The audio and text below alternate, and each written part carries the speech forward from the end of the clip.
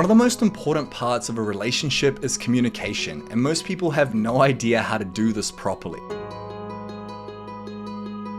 In this video, I'm going to walk you through 4 communication hacks to master this part of your relationship. First though, we get to understand the definition of communication. Communication is the imparting or exchanging of information by speaking, writing, or using some other medium. Basically, it's trading opinions and thoughts. You offer your partner a thought or opinion, they offer you one back. The problem though is when these opinions differ between the two of you. This is what leads to arguments, resentment, separation, and even divorce. As a matter of fact, most problems in a relationship boil down to this key aspect. Good communicators listen carefully, speak or write clearly, and respect each other's opinions. So if you want to have an amazing relationship, you must become a master of communication. There are 4 key aspects to doing this. And if you're missing just one of them, it can affect everything. So make sure you watch this entire video to take back control of your communication. So let's talk about exactly what they are and how you can implement them in your life. The first aspect is choice of words. It's the specific language that you use. It's the specific words that you use. I guarantee there are things your partner says that trigger you. They cause you to feel negative emotions like anger, resentment, frustration, sometimes even disgust. But there are also things they say that have absolutely no effect on you. You both have trigger words in the relationship. For her, it might be calling her crazy. That specific word might set her off and, ironically enough, get her to act crazy. My wife is like this. If I say to her, don't be silly, she doesn't really care. But if I say, don't be stupid, she gets quite upset. So identifying what the trigger words are for you and your partner is huge. If you know exactly what they are, then you can stop saying them or say them less often, which will instantly improve your communication. So there's a few key tips here for identifying the choice of words and the language that you use. Tip 1, find out what the exact trigger words are for the both of you. Tip 2,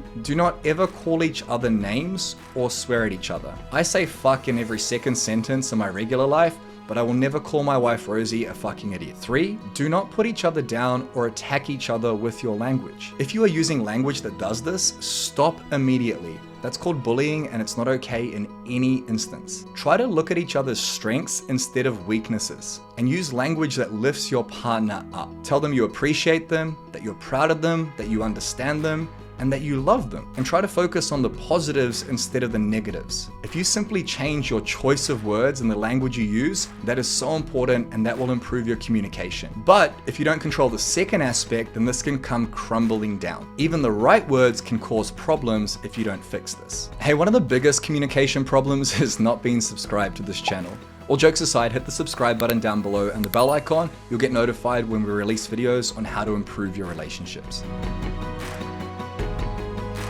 The second aspect is called tonality. This is the way that you say something, which can be just as important as the words that you are using. I mean, you can say the same word in many different ways. You can say the same sentence in many different ways. For example, you can say, "Are you okay?" This is an angry tone of voice. You can say, "Are you okay?" This is an empathetic tone of voice. And you can say, "Are you okay?" It's a judgmental tone of voice. Same words, different tonality. Often in our relationships, we use negative tonality, especially when we're not happy or getting what we want. This is a default pattern, most of us do it, but it can be very destructive to communication. The most common forms of negative tonality are judgment, sarcasm, anger, or frustration. Judgment is when we talk to our partner like they are a child. We attack their point of view because we believe we are right and they are wrong, and therefore they get judged for their opinion or the way they are communicating or living their life. Sarcasm is when we talk to our partner as if they are stupid, like them not getting it means they're an idiot. Anger is when we talk to our partner with a raised voice. It can be yelling or screaming. It's when our tone of voice goes up and it gets louder. And frustration is when we talk to our partner with an impatient tone, like they should just figure it out or get themselves together. Now, all of these are default patterns, and none of them get you closer to what you want, which is an amazing relationship full of intimacy, connection, sex, and love. You know that, you don't need me to tell you, but we keep doing it. The reason we do it is because it's ingrained in us. It's a default pattern. It's a pattern of communication, but we need to change it. So how do you do that? Well, there are actually 2 simple steps. The first is awareness. It's hard to change something if you can't see it. If I throw a ball at you from behind, it's probably going to hit you on the back of the head. But if you can see that ball coming, you can dodge it. So what sort of tonality are you using in your relationships? Is it sarcastic? Is it angry? Is it frustrated? Let me know in the comments down below. The second step is to choose a tone of empathetic curiosity. You get to genuinely be curious when you're having your conversations. When I ask my partner if she's okay and she responds with, "I'm fine," I don't react with that same tone. Instead, I say, "Babe, I know you. What's going on?" It's a calm tone of understanding. I want to know. I'm curious and I'm empathetic. I want to understand her. I want to know what she's thinking and feeling. So when your partner gives you negative tonality, try to redirect that to empathetic curiosity. Be patient and understanding. Great words, great language, and great tonality is going to take you a very long way. But sometimes shit's going to hit the fan, and that's where the third aspect comes into play.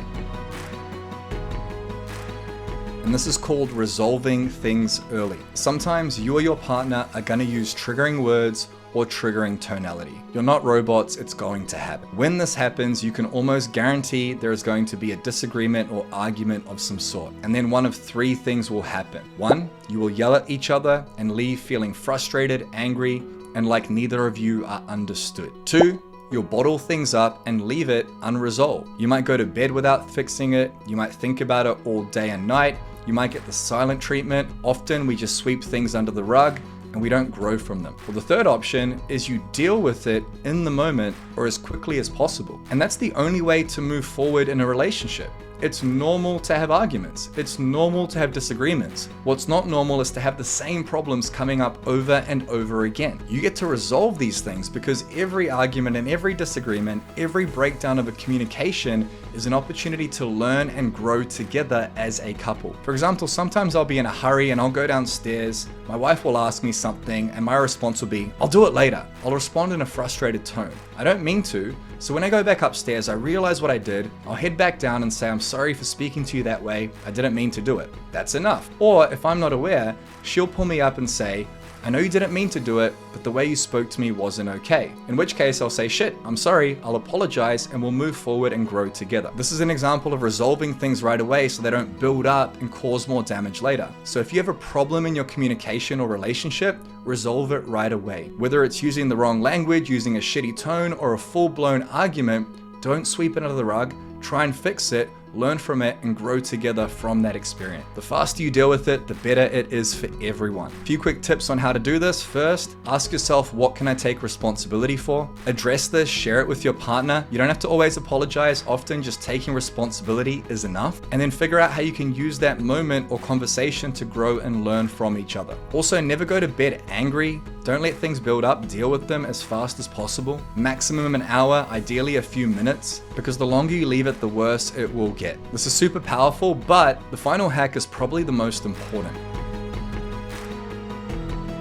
And that's called seeking to understand. One of my favorite quotes is, "Seek first to understand before you consider seeking to be understood." Arguments and communication breakdowns can only happen if you have two opposing worldviews. You have two different perspectives and they collide like two cars going 100 miles an hour, nose first. You feel like she doesn't understand, she feels like you don't understand. You both feel like you are right and the other party is wrong. But it's not about right or wrong. It's about being able to understand and accept opposing worldviews and be okay with them. It's about being able to build a new worldview together where you're both happy. And this is fucking hard to do, but once you master it, you'll have the best relationship you've ever had. So try to step into your partner's shoes. Imagine a day in their life. Imagine what they're thinking and feeling. Imagine waking up and dealing with what they have to deal with. The stress of being a mother, looking after the house, never being able to switch off and being exhausted and sleep deprived. See the world through their eyes. And if you have a point you want to prove, seek first to understand their point of view before you try and offer yours. You do this by asking, get to know them, get to know their thoughts and feelings, be curious, and know them better than they know themselves. This is a big one for Rosie and I. I work all day, I'm stressed, I deal with meetings, helping men like you, we coach men doing this. I go downstairs and she's stressed because she has to look after the house and keep things in order and cook. In my head, I go, "You have no idea what real stress is," and I start to feel the judgment coming up. but it's just a story. The truth is, her life is challenging. She's on 24/7. She never switches off. She's constantly looking after our daughter Talia. She feels like she has no freedom. I get to understand those things about her, which allows me to communicate from a place of support and love despite whatever it is I feel like I'm going through. I get to understand that she is not me and I am not her, and that is okay. When you understand your partner's thoughts, triggers, feelings, you can communicate on a much deeper level and there are no arguments. This will change the game for you, but there are actually 3 communication mistakes that can destroy all of this, and I'm about to share them with you. Before I do that, let's recap. First, understand that communication is the key to connection. The first step is to choose the right words and to delete the trigger words. Choose the language. The second step is to use a tone of empathetic curiosity. The third step is to resolve issues as quickly as possible. The fourth step is to seek to understand first. If you do these 4 things, you'll be well on the way to mastering the communication in your relationship. But like I mentioned earlier, there are 3 lethal communication mistakes that destroy marriages. So click up above here to find out exactly what they are. And make sure to hit that subscribe button with the little bell icon to get notified when we release videos like this. Give the video a like and find out what those mistakes are right now.